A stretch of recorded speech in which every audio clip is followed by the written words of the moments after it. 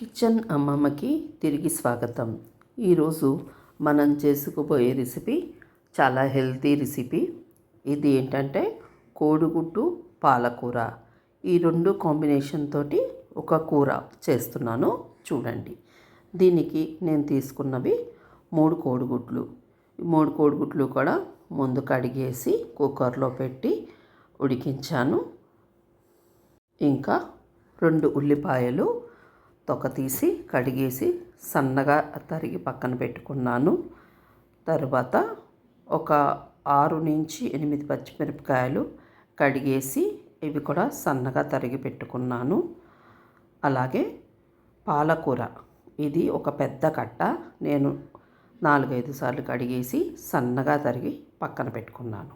అలాగే కొద్దిగా కొత్తిమీర, ఇది కూడా కడిగేసి సన్నగా తరిగి పక్కన పెట్టుకున్నాను. ఇప్పుడు ఒక కడాయి తీసుకుని అది వేడెక్కాక అందులో నూనె ఒక గరిట వేసి దాంట్లో ఒక పావు చెంచాడు పసుపు. ఇది ఏంటంటే మనము కోడిగుడ్లు డైరెక్ట్గా ఇలా వేసి వేయించుకుంటే చాలా బాగుంటుంది. అలాగే కొంచెం ఉప్పు, అలాగే కొద్దిగా కారం, ఈ 3 కూడా వేసేసి ఈ విధంగా కలుపుకోవాలి. తర్వాత మనం ముందుగా ఉడకపెట్టిన కోడిగుడ్లు తొక్క తీసేసి కొద్దిగా అక్కడక్కడ మనం హోల్స్ లాగా పెట్టేసి దాన్ని ఇందులో వేసి బాగా వేయించుకోవాలి.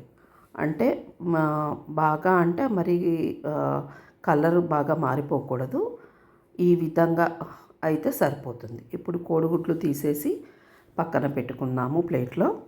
ఇప్పుడు అదే కడాయిలో ఇంకొక గరిట నూనె వేసి ఆ నూనె వేడెక్కాక ఒక 1/2 చెంచాడు మినప్పప్పు, 1/2 చెంచాడు శనగపప్పు వేసి బాగా వేపాలి.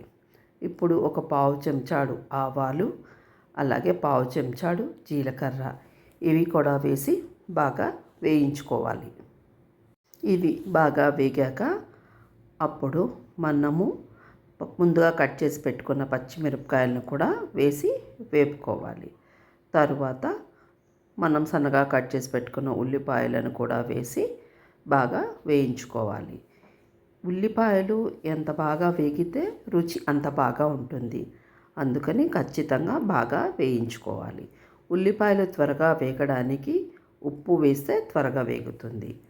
తర్వాత ఒక చెంచాడు ధనియాల పొడి, ఒక చెంచాడు జీలకర్ర పొడి, అలాగే ఒక పెద్ద చెంచాడు కారము వేసి బాగా వేపుకోవాలి.